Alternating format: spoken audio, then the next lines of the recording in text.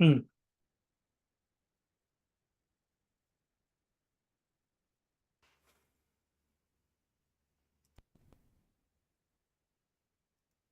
Okay. Okay, there we go. Good evening, everybody. It's it's 9:30 on the East Coast, 6:30 on the West Coast on a Monday. That must mean it's time for your weekly Calamity Jane live stream. James, how are you doing on this unseasonably cool May summer day and spring day in Atlanta? No complaints here in LA. Your second take, we do this live, so it doesn't matter for Yeah. us. We just Yeah. have to just roll with it. Your Roll with second it. take was terrific. Excellent. Excellent. Yeah, doing just dandy on my side. No complaints really. Yeah. Uh, Just busy doing the work thing and kind of just getting by. Yeah, my side, I recently upgraded my microphone game to Hmm. a better system, and I forgot to update the. We use OBS for our streaming. Yeah, that makes sense. OBS, by the way, shout out, is one of the greatest free streaming, recording, sort of PC video pieces of software ever. I can't believe it's free. If you don't have OBS and you do any sort of recording on your PC, you absolutely need to use OBS. So this is our free plug of OBS. They have been OBS has worked well for us for the last James, 5 years, it's almost 10 years. 10 years. We started doing this in 2017, my friend, and it is Oh, 2025. I keep thinking about, well, to me, I always kind of count COVID as when we started. Okay, You know okay. what I mean? Like, That's because you and I, fair. we would meet, and then we would do the Yeah. Zoom thing, but we never went live with anything. We did experiment though for a couple of years for Yeah, yeah, sure. we did. Um, but we officially did everything, I believe, just a month into COVID when everything was locked down, You're right. and You're right. yeah, and we thought why not just wreak even more havoc on humanity by doing a stream That's and true. where you and I just nerd out Yeah, for we an were hour, we were you trying know? to be professional. Remember in the early days where we would actually like you would do Adobe Animate and like we would actually you made these animated avatars of us and you'd use Yeah, that was Adobe character animator. character Yes, animator. correct. That's right. And we Yeah, would like we actually record it. It wasn't live, right? And then we would yeah, I think they're still posted on our YouTube channel, so people can go check yeah. Wait, those old prototype videos out. we should dust those out for fun one of these days. But Yeah. just I don't know. There's a barrier of entry of doing those is the only thing, Yeah. And it's amazing because now technology's come so far that now in a Zoom call you can pretty much do an avatar Yeah, I of know. anything about It's pretty like a crazy. ham sandwich talking and stuff. It's a little bit bonkers to me actually that when we started doing this how rudimentary everything was and how Hmm. unbelievably seamless and easy it is to do now. I mean it the brief like 30-second silence that we had at the start of the stream because I didn't have the correct microphone turned on. Like that's literally the biggest technical hiccup we're going to have, right? Yeah, Um sure. when we started like pre-recording all of this back in like 2017, do you remember what a it was a work, it was a Yeah, job to get yeah, everything set up and yeah. so Yeah, it's like a pre-flight checklist just to make sure every single it's like starting up the Millennium Falcon. I mean, I'm being a little bit dramatic here, but make sure all the buttons are flipped on and off and make sure everything's blinking right mhm and then go. And then mhm when one thing goes off, then we have to reset everything once again and mhm start over. Yeah. So much different now. yeah Um, yeah it's yeah, basically seamless now, interestingly enough. yeah. So speaking Anyway, of seamless, yeah, speaking of seamless transitions, you are an amazing. You should be a late night talk show host because you are the master of transitions. You know what it is it just translates from doing animation, doing transitions, and it just sort of kind of just extrapolates itself into other ways of life to how do I transition out of this? How do I transition out of this awkward restaurant scene where people are yelling or something, I believe Yeah. it. I I got plenty of absolutely practice. 100% believe it. But yeah, speaking of yeah, so let me roll into what we're working on this week. And also I'm sure we have a ton of stuff to talk So about much. randomly in pop Yeah, culture. I wasn't So I wasn't available to stream last week, so yeah, we've got a build up of at least 2 weeks of stuff at this point. yeah.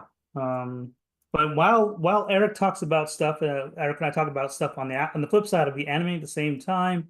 Where we left off a couple of weeks back was the Warhog getting ready to yank Calamity Jane off of Tinsel and away and snap her tail. Mm-hmm. So I'll just continue with where we left off here. It looks like I drew a different angle for in the animatic, where it's more kind of straightforward, head-on kind of view. I'm gonna try to stay faithful to these drawings. I kind of Yeah. like the way it looks.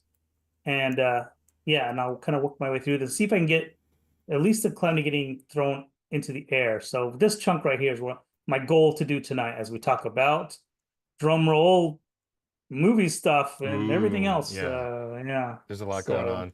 Yeah, I yeah. am so in the 2 weeks since we've talked, I've finished season 3 of the Righteous Gemstones.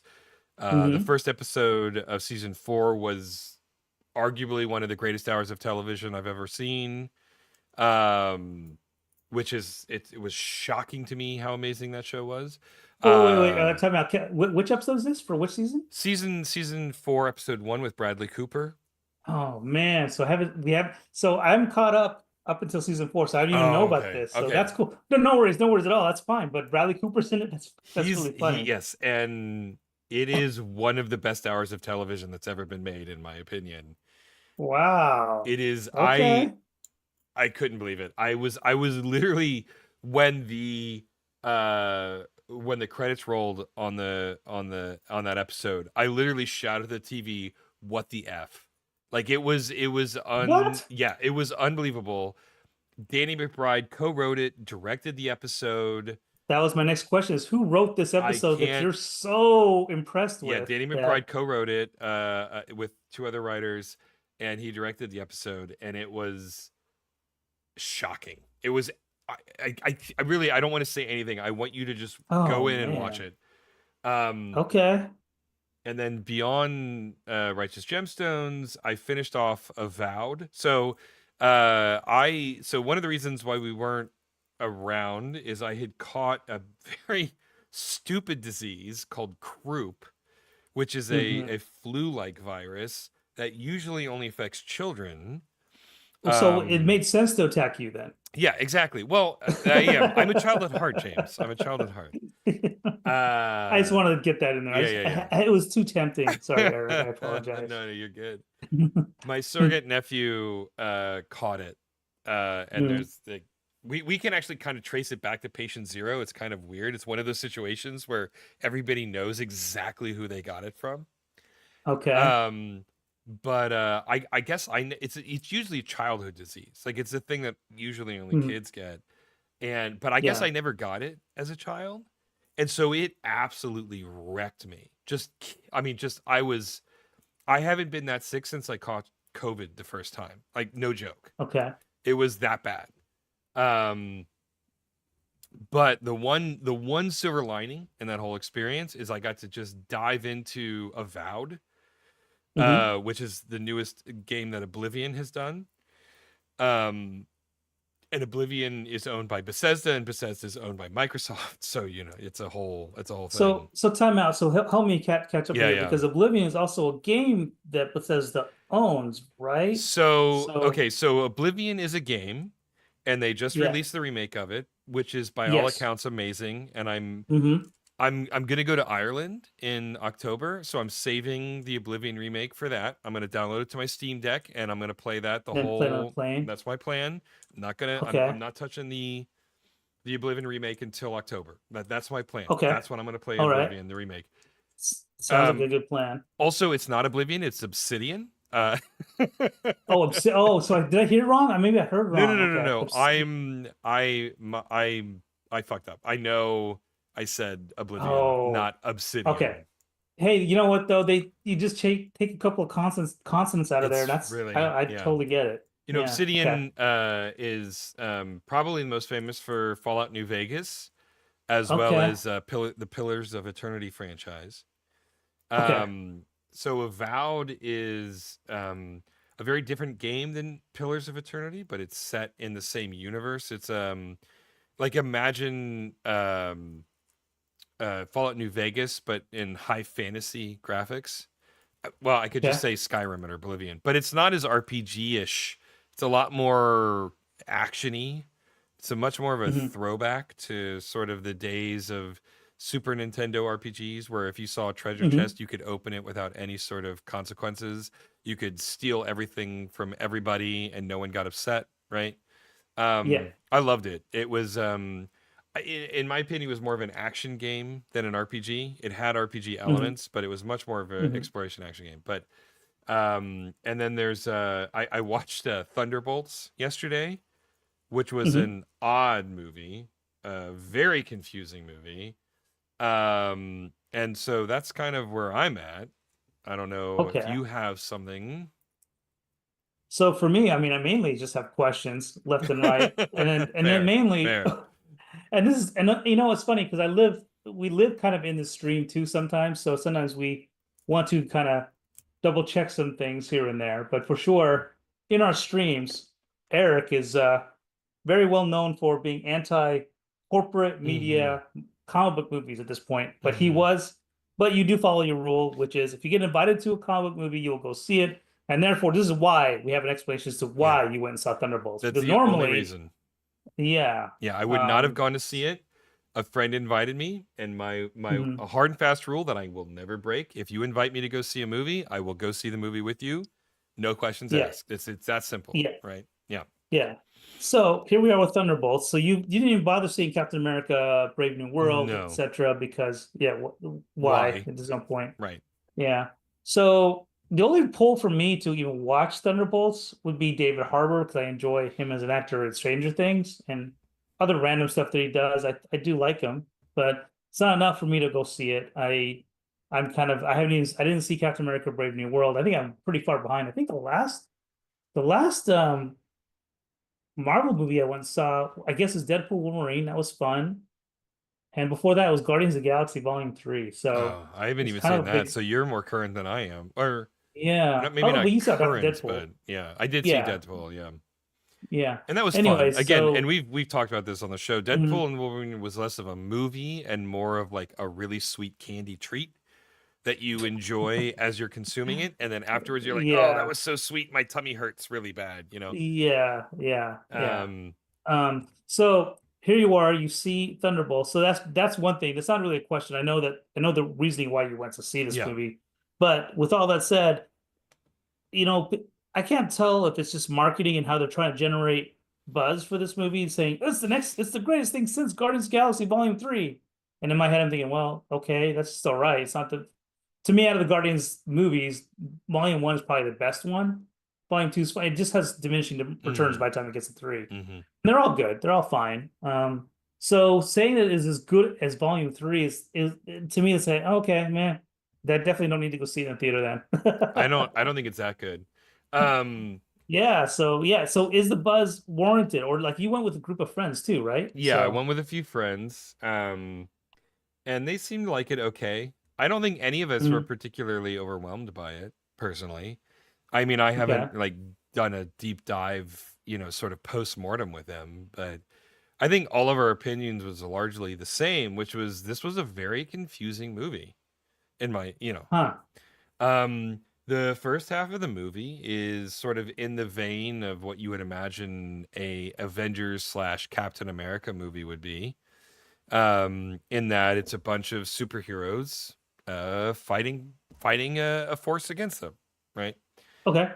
And Hmm. then at the act 2 turn, it turns into a very different movie, very metaphysical, musings on the nature of depression and drug abuse, What? um What? and Really? yes, and the nature of where your place in the universe is, and what belonging means to you, and how you come to terms with your place in the larger tapestry of reality.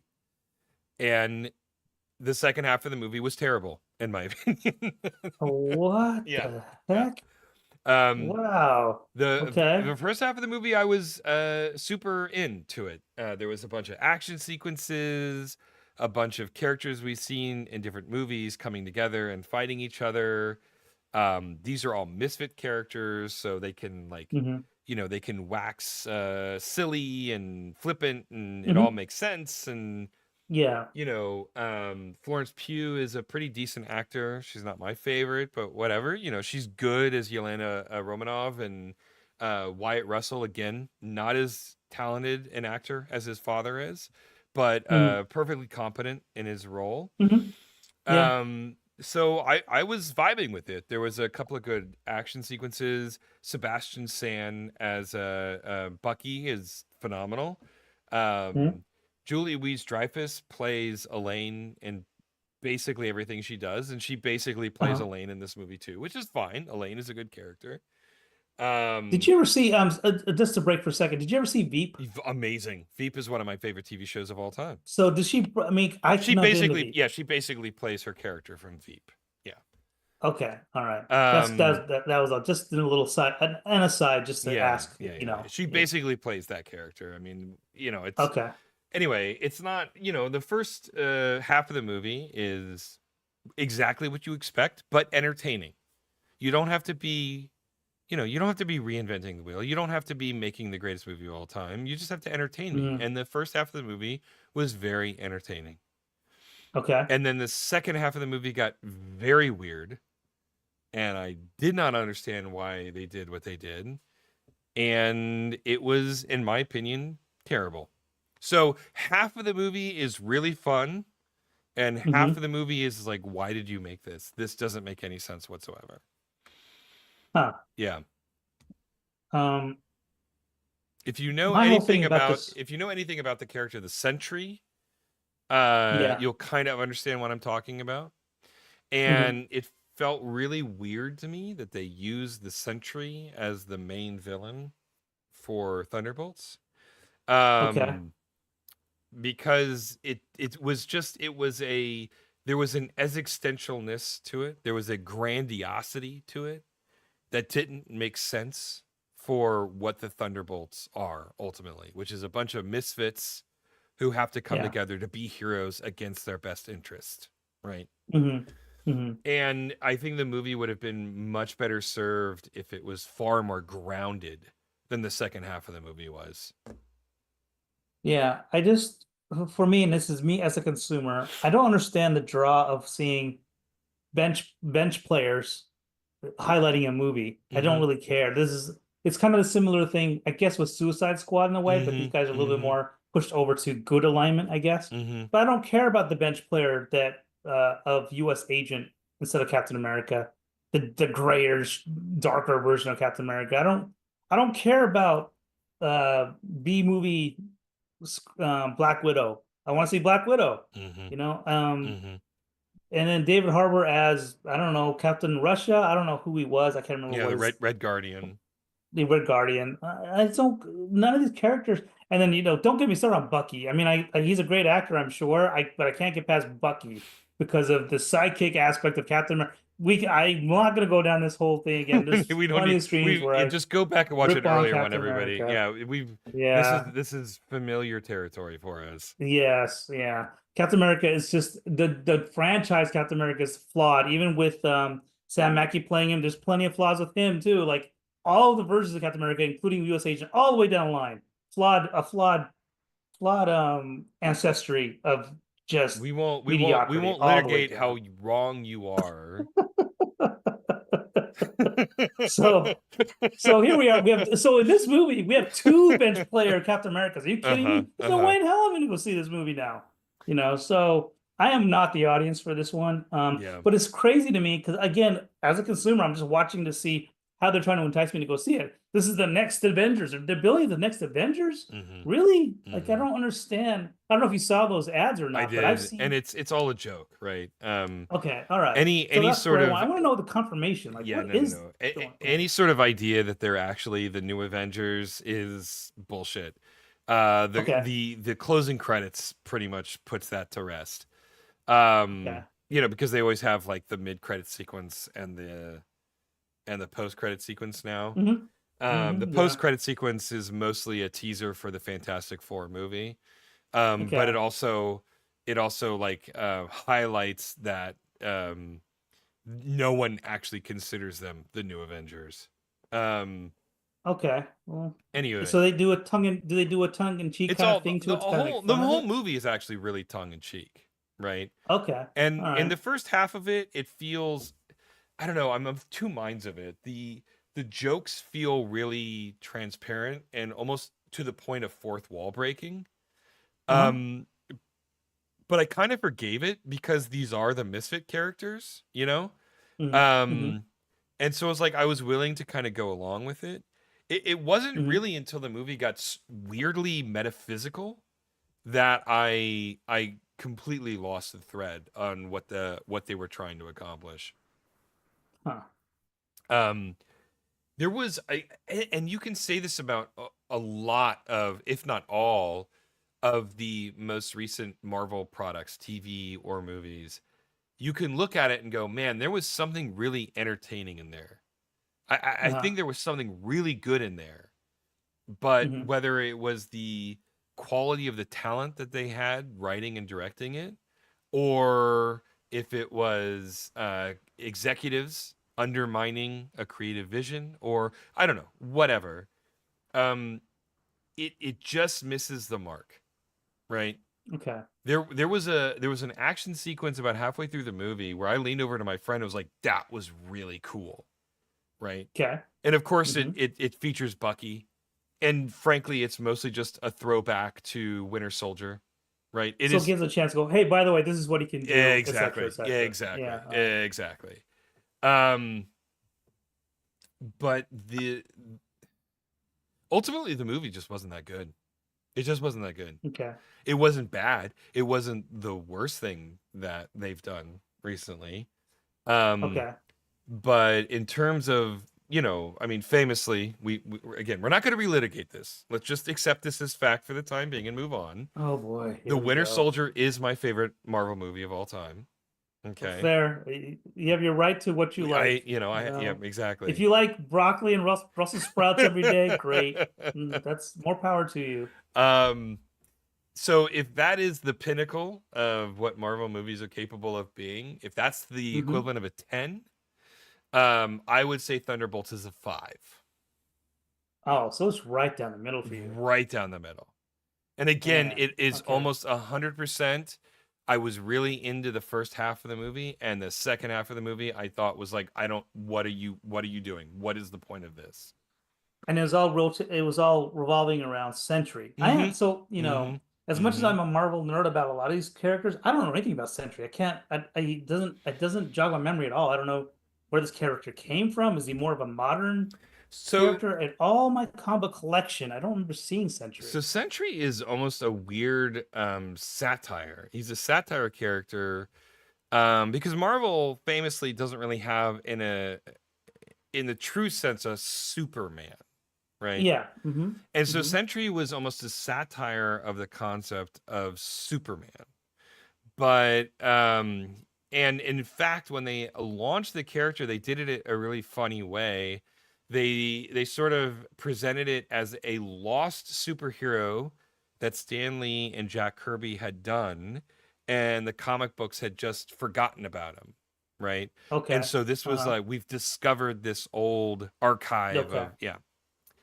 Okay. But he's actually like this very mentally unstable figure who is as Okay. powerful as Superman and can do good things. But basically, he's got bipolar. It's like the whole concept of Sentry, as I understand it. And I never really got super deep into the character, Mm-hmm. but the whole concept of the character is basically what happens if someone who is bipolar gets the powers of Superman, right? Okay. All right. And that's an interesting character study. It's it. Sure. I think that that's an interesting character study. Should that have been the villain of Thunderbolts? No. No. My answer is no. It's not maybe, it's a no. It was the wrong way to go with this movie. So, was there angle pretty much saying this is a misunderstood, like a sympathetic villain, like where you Mm-hmm. feel bad for for the Mm-hmm. character, and then you try Mm-hmm. to root for him, Mm-hmm. sort of, Yeah. kind of a thing? 100%. Yeah. 100%. Okay, Yeah. all right. I mean, the real villain of the movie, and this, I guess this is minor spoilers, is not really, because she was a villain in Captain America and the Winter Soldier. Um, is you know, um, uh, uh what is her name? Like Desfontaine, Veronica something Desfontaine, right? I wish I could help you, but because I just tuned out to the Captain America movies and all that, Yeah, the only one I yeah, know is Red Skull, but I don't remember any other villain. yeah. Julie Dreyfus's character, right? Okay. Um, Oh, uh, wait, you and mean the manager of the Thunderbolts turns out to be okay? Yeah, this is a yeah. spoiler. She becomes the baddie, sort of, I mean, in a sense. she's always been the baddie. Like for as long as Yeah. she's Okay. been in the series, she's sort of been the sniving, Hmm. sort of manipulating Yeah, I can see that. You can see it kind of PMC coming. She contractor telegraphs it. character. Yeah, Yeah. yeah. Yeah. Okay. And All right. her character hasn't changed since she was introduced. Um Hmm. and so she's the real villain of the movie. And and Sentry is this sort of more of a sympathetic character. Okay. Hmm. Um and yeah, it wasn't, I mean, look, if you want to do sort of a commentary on the nature of the existential crisis of what it means to be a superhero, I am all for that. I think that that's great. Like my favorite aspect of superheroes is when you are sort of playing with the tropes and Hmm. experimenting with them. I would Sure. I feel watch that like movie. yeah, but Alan Moore gave a lot of the writers permission to do that, right? Back in Mm-hmm. Watchmen days, Mm-hmm. and ever since he did it in the '80s, it feels like it really paved the way for a lot of these other writers, like Michael Bendis and a lot Mm-hmm. of these other guys Yeah, that took yeah, more. They Bendis were allowed to and take more risks. Matt Yeah. Vaughn Hmm. and yeah, and Ed Brubaker and like some Hmm. of the, even Jeff Johns, I think to a certain extent, even though Yeah. Johns is much more of a traditionalist in terms of what he wanted to write. But yeah, Yeah. I agree. Um, but the Sentry was, in my opinion, just the wrong villain for this movie. They needed a much more grounded villain. They needed something. I don't know. The movie, the second half of the movie needed to be far more grounded than it was, basically. Okay. I like the first half. I love Sebastian Stan as Bucky. Um, I'm not a huge fan of Florence Pugh, but she's fine as Hmm. you know, Red or Black Widow's sister. Hmm. David Harbour is got amazing comic timing, so Yeah. he's great as the Red Guardian, and Hmm. then the other characters are there. um, Yeah, when and you have an ensemble cast, there's only so much you can do, mm-hmm, That's the mm-hmm, thing. mm-hmm. Which I Um, give a lot of props to Guardians of the Galaxy because they for doing it on and I guess it's a testament to the director, the James guy who runs Gunn, DC. yeah, Yeah.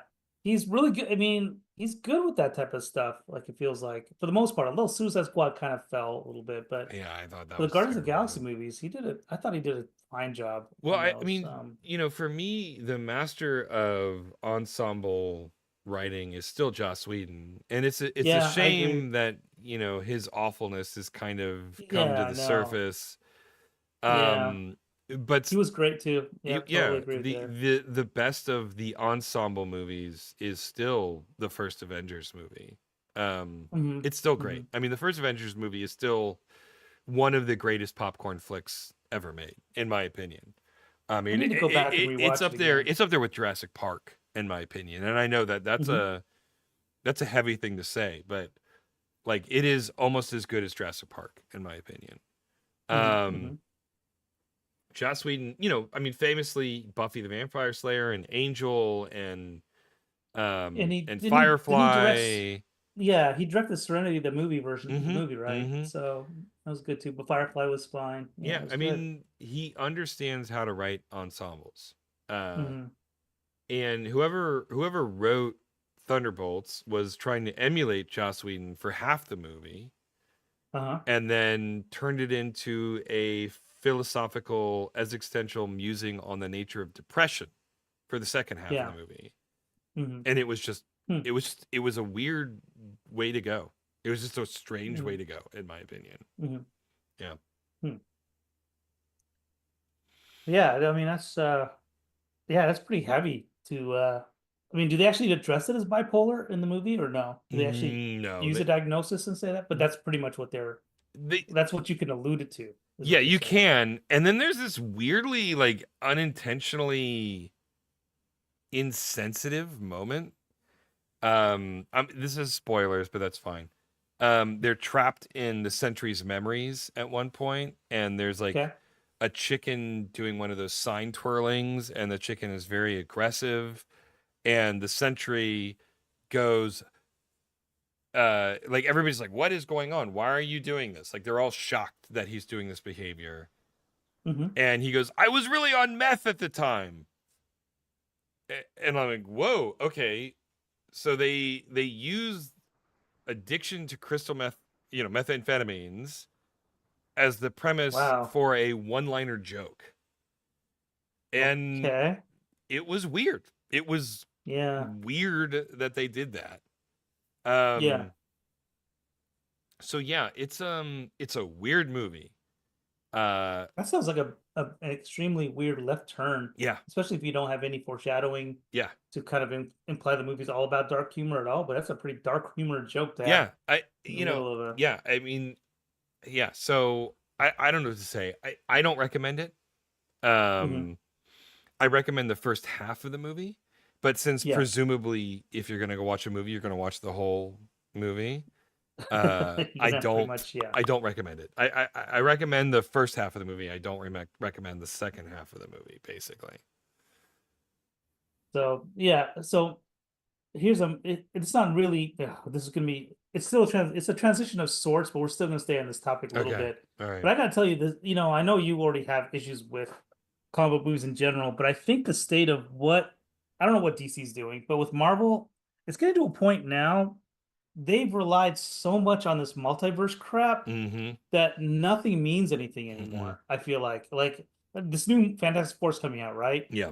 Well, it's a multiverse version of them. Silver Surfer's the actress. She's a great actress from Ozark, I think. She's playing Mm-hmm. Silver Mm-hmm. Surfer. Mm-hmm. She's great, but nothing matters now. Everything is meaningless. Like because you could always just fish out another multiverse version. There's no stakes to anything anymore. And it's because they took such a great idea back with Crisis of Infinite Earths. DC kind of, I felt like started it, mainstreamed it, and Mm-hmm. then Marvel borrowed it and improved on it.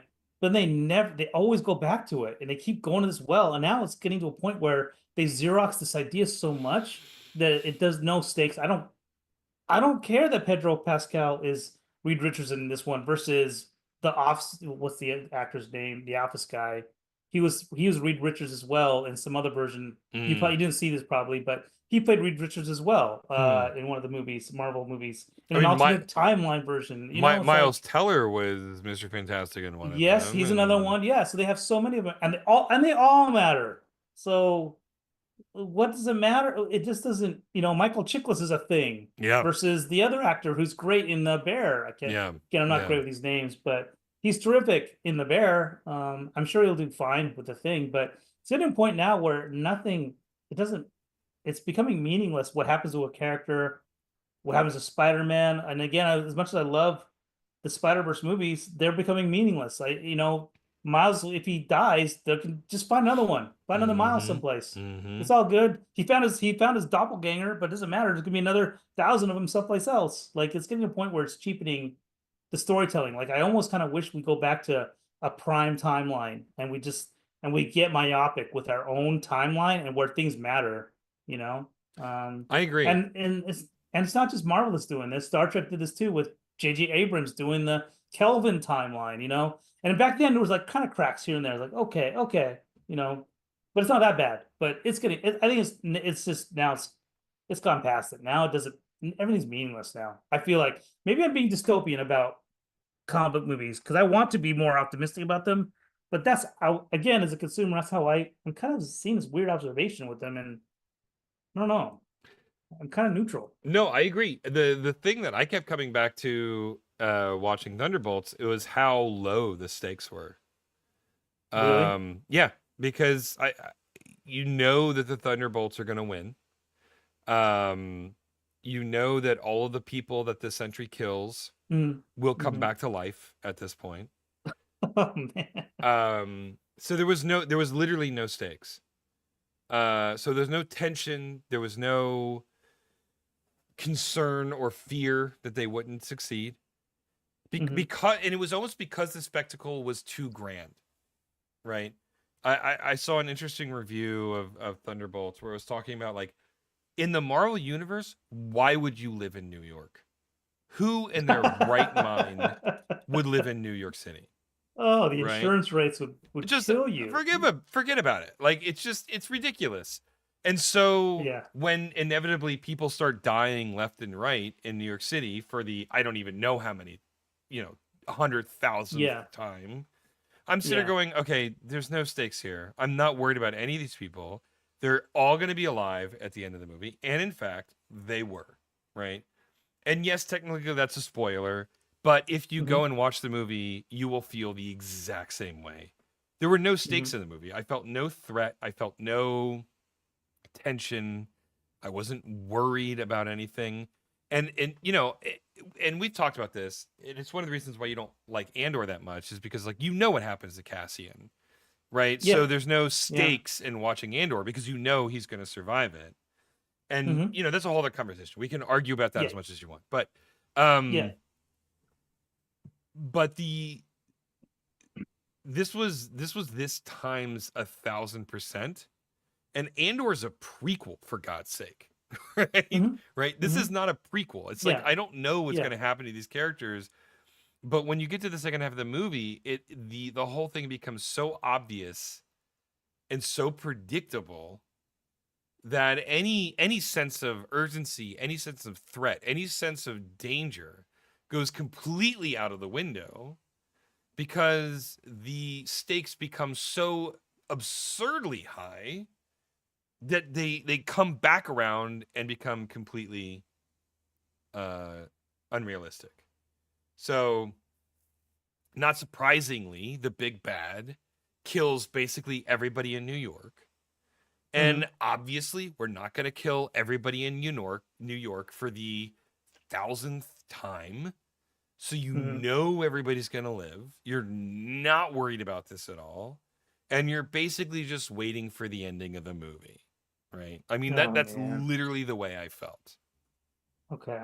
Um, I would love to watch a Marvel movie again and feel the way that I did when I watched the first Iron Man, feel the way that I did when I watched Avengers, feel the way that I did, forgive me, when I saw Winter Soldier, right?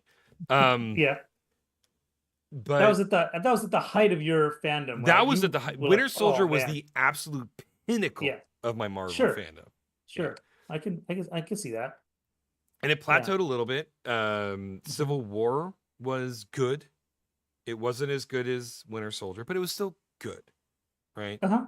And Yeah. then it's just been a constant, almost inverse linear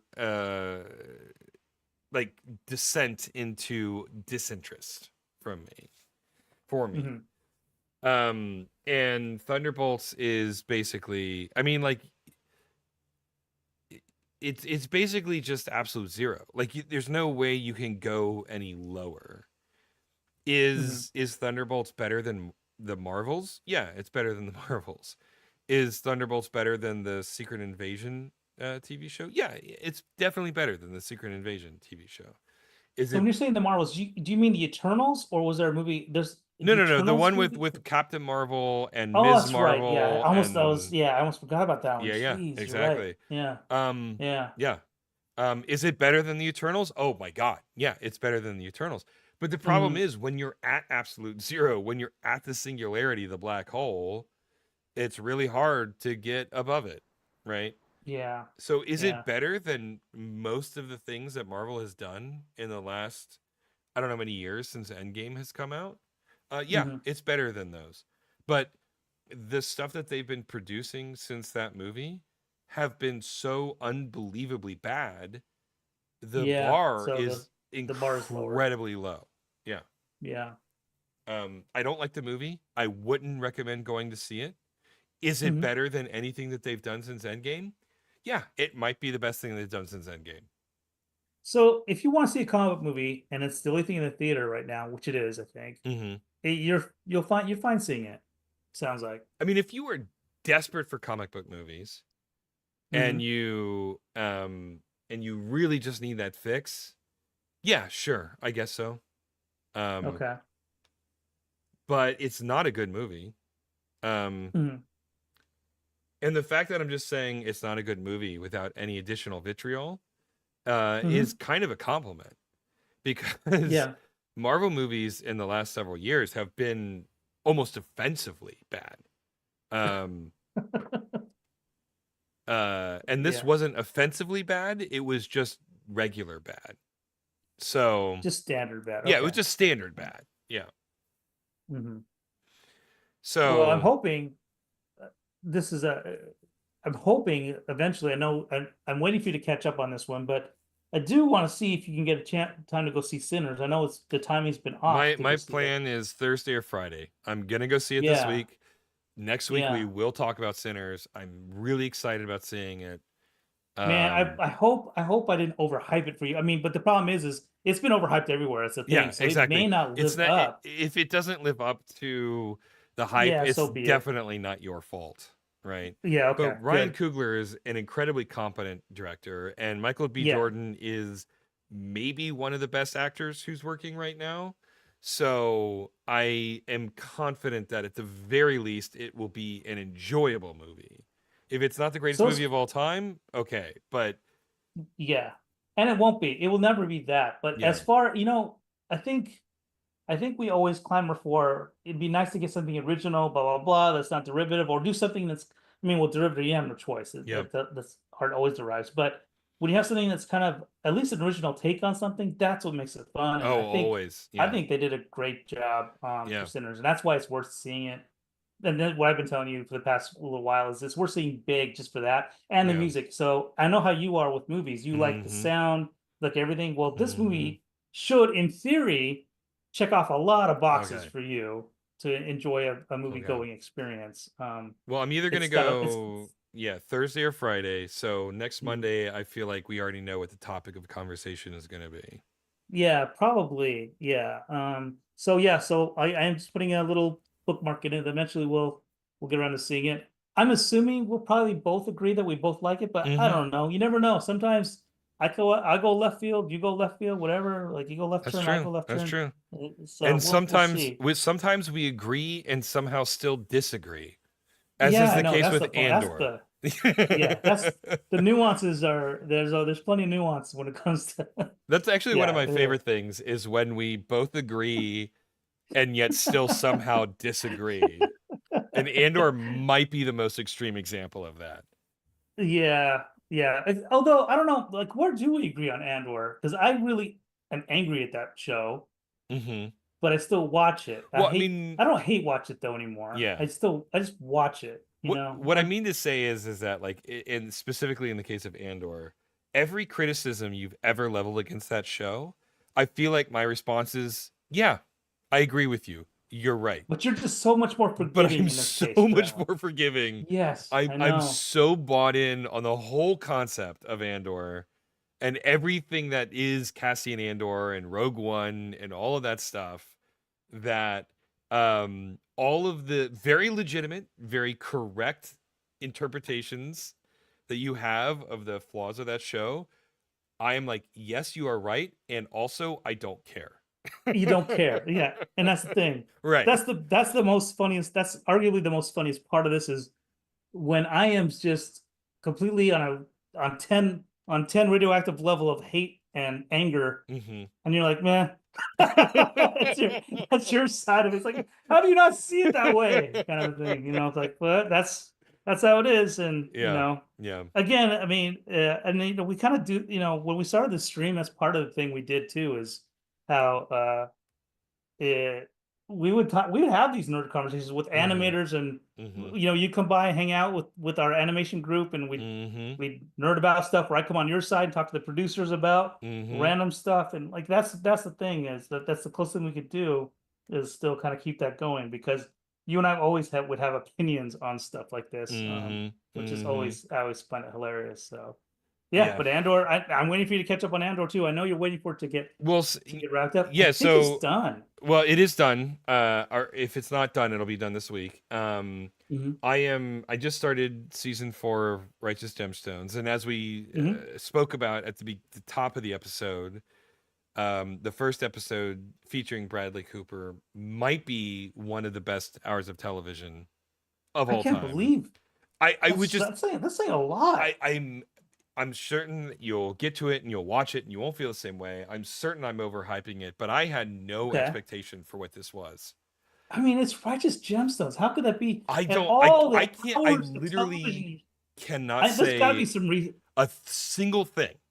I cannot, because it was so out of left field and it was so not what I was expecting that Okay. every second of the episode I'm like, I don't understand what is happening here. How I literally I can't say anything about how brilliant this hour of television was. Wow. I mean, that's saying a lot, man. Yeah, I'm Coming certain from I'm you. overhyping it. I'm certain you're gonna watch it and you're gonna go, "What the fuck, dude?" Yeah, maybe it could. There's definitely. I'm gonna try to watch it just unfiltered. Like it's on our queue. I'm Ethan. I'm gonna watch it. Again, like we're ready to watch it. We're just watching other stuff is all. Mm-hmm. It's Mm-hmm. only so much time in the day, but it's on our queue. But we never like with Righteous Gemstones. I enjoy it because I just enjoyed the crass humor. I love McBride's writing. I think Oh it's yeah, Danny McBride is hilarious. he's so funny. Yeah. Yeah, he's So just crass, you but know, also somehow very intelligent. It's very yeah, weird. yeah. I Yeah. just like his humor a lot. It's it's the same. It's like that emotionally stunted 14-year-old trapped in a man's body thing that Will Ferrell gets away with and he Mm-hmm. gets away with. And Except that I just somehow Danny McBride, his comedy is far more cerebral. cerebral. Hmm. I Yeah, agree. right. Yes, I don't I it's agree with you. weird that that is the word we both Yep. uh it I comes to 100% mind. agree. But I yeah, knew where you're going too, yeah. because Will Ferrell goes for the cheap jokes, but I like those cheap Oh jokes. yeah, I like of the fart course. jokes. I like Of the course. stupid, Yeah. but yeah, McBride's got that, but he also puts nuance and I stuff, know. which is really good. It's so weird. It's Danny Yeah. McBride is such a unique comedy talent. Hmm. Yeah. It's really like it's so unique that I feel like in 10 years people go, "Oh yeah, that's very McBride-ish," right? Like, Yeah. you know, you watch something that he's done and he's like, "Oh yeah, that's definitely his style," and no one does Mm. it like he does it, you know? So at this point, would you say this is his best work? Is Righteous Oh, Gemstones of all easily. Yeah, things? yeah, yeah. Righteous Gemstone, Yeah, I think so too. there's a level of maturity and talent and perspective and experience, and it Yeah, is crass, it is lowbrow. Almost every episode has the sort of nudity warning at the top of it, and 99% of the time it's someone's penis. of course. It's never boobs. It's It's always, Max. yeah, it's It's always exactly. HBO. HBO loves that. Yeah, Yeah. exactly. And there's something refreshing about all of the nudity being male nudity instead of female nudity. I really appreciate that actually. Um it's not really like it's not arousing, but you grow up and when you're so used to seeing nudity and that Yeah, just and it's always translates into boobs, right? yes, yeah, But in the true. Righteous Gemstones, when you see nudity on the tag, you're like, oh, okay, there's gonna be penises in this episode, right? I mean, like that's just the way it works, and It's it's true. You're so right. crass and it's so lowbrow. But then there is like all of this subtext, and there's this very genuine, beautiful family drama that is occurring underneath all of this Yeah, nonsense. yeah, yeah. Um, It's good. it is It's a sleeper of a Oh show. my It's really god. good. Like without a doubt, the best thing he's ever done. If Danny McBride never does anything again after this, if everything he does after this is awful and It's embarrassingly okay. bad, it's okay. He's Because forgiven. he's forgiven. Because Righteous Gemstones is one of the best TV shows ever done. It's amazing. So wait, you're saying this now all based on this season four, No, no, episode no, no, one no, to no, kind of no. encapsulate it all, would you say? I mean, Or I think season 4 is the apotheosis of what this show can be. hmm And it's hard. if you get to it and watch it, and I think that you understand, because Hmm. it's serious, it's important, it's symbolic, it's understandable and relatable, but it's also filled with dick and fart jokes, right? Wow, that's really, I mean, that's pretty, yeah, you got to have some skill to I pull that off. know, right? And Yeah. the directing is impactful and personal and affecting. And the person who co-wrote and directed this episode is Danny McBride, That right? is crazy. Hmm. The I can't wait to guy watch it. who was the greatest representation of a drug dealer of all time in Pineapple Express, right? Like this is, Hmm. Hmm. this is how skilled this guy is. Hmm. Um and so yeah, I can't recommend Righteous Gemstones enough. Every season is great. I Yeah. can't pick a favorite season because they're all ridiculous. They're all stupid. They're Yeah. all incredibly impactful, and they're all great. Like it is, the consistency of quality of the Righteous Gemstones is one of the most surprising parts of it, right? Yeah. I it's funny, like you have a lot more reverence for the show, whereas me, I would watch it and kind of just check my brain out, Mm-hmm. but still enjoy it, Mm-hmm. for what it is. Um, well, I mean, like right now, I couldn't even. I mean, it's been like 2 years since I think I finished after season three, so Mm-hmm. I couldn't tell you what the most recent stuff that's happened in the show is. I just know the general dynamic of the show, which again is a testament to the basic skeletal system for the show. Mm-hmm. I understand the characters, I understand how they interact with each other. I understand the father figure hoping that they grow up and they're all just children trapped in adult bodies. Mm-hmm. It's absolutely hilarious. I know Mm-hmm. the repressed young ones, like his, his what he's going through with his life Mm-hmm. Oh, yeah, and his, exactly. all that And stuff is confronting all of that. so, Yeah. yeah. And they make it funny and it's also kind of tragic and sad all at the same time. Here's Yeah, here it's a really well done show for sure. here's why I think it's so brilliant. At the Hmm. beginning of every season, I hate the gemstones. They're so easy to hate, right? They're Yeah, because such flawed, the yeah, classic example of corrupt rich people. And then yeah, by and the nepotism. yeah, yeah. And then by the Yeah. last episode of every season, you love these people and you hope nothing but for the best of them. And then you watch the last episode of the season, you're like, wait, how did I go from hating these people to loving these people over the course of like 9 hours of television? So did Um, you when you watched it, I'm curious about this. This is yeah, where, there's a yeah. whole other macro perspective, but did you watch everything in binge form? Did you watch I everything back to back did. to back I to did. back? And Wow. this is hard. So, It's this is really hard, right? Like this is the difference because HBO yeah. does once a week under normal Yep. circumstances, and Yeah. I'm coming into the Righteous Gemstones and I'm able to just binge the whole series Yeah, through and that's really through. interesting.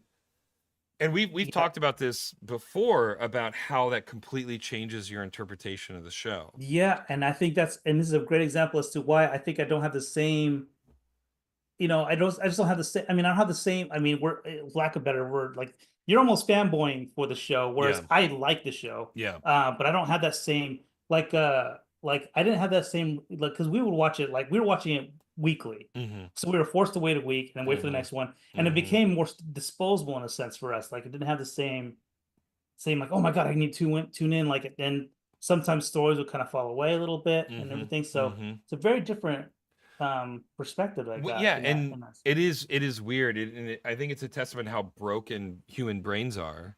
Hmm. Um, because yeah, I agree. In a show as serialized as this, if I was forced to watch it on a weekly basis, I would have some distance from it. I would have a Yeah. disconnect from it. But because I can binge it as much as I want, I have a crazy parasocial relationship with the Hmm. gemstones, right? I Hmm. identify with these characters. I have, gone through their trials and tribulations Yeah. through, Yeah. 30 some odd episodes of television. And um it's and this is a whole, I think we could do an entire podcast that could go Uh-huh. on forever talking about the differences between watching a TV show once a week and being able to binge it. I mean, I think that there This is. is a Mhm. PhD that you could do on this. Oh, I think so too. And I think this to me, this just like I said, like you have how you had this perspective, how you hated them at the beginning of the season, Mm-hmm. and then you love them at the end of it. And Mm-hmm. I started asking myself, like, well, yeah, probably binged it, I bet. Yeah. Like, if he has that feeling, Yeah. because I didn't get any of that. I would just watch them and watch the train wreck every week. Yeah. And that's all it was for me. It Yeah. was just train wreck. Oh, Right. what's the train wreck this week? Oh, here's where they're at. Right. And I never had any attachment to anybody. I was just Mm-hmm. watching a fire. And it was a really funny comedic fire in a sense, you know? Mm-hmm. Yeah. That's a Mm-hmm. whole, you're right though. There could be a whole PhD written on on the absorption of media through the human brain, whether staggered or binged. You know, Mm-hmm. what do you get out of that? Yeah, Yeah. it's pretty funny. Yeah. Anyway, Yeah. highly recommend the Righteous Gemstones for anybody who hasn't watched it. Yeah. Quite good. The best thing, in my opinion, that Danny McBride has ever done. Hmm. Yeah. It's Yeah. crazy that we went from Thunderbolts to the Righteous Gemstones. Yeah, and we were still there's more stuff to get to, but we can always do it for next week. You know, I keep trying to go to Avowed. I know it's I funny. really love that game, and I have a lot of thoughts on why I loved it, and we can't somehow squeeze it in.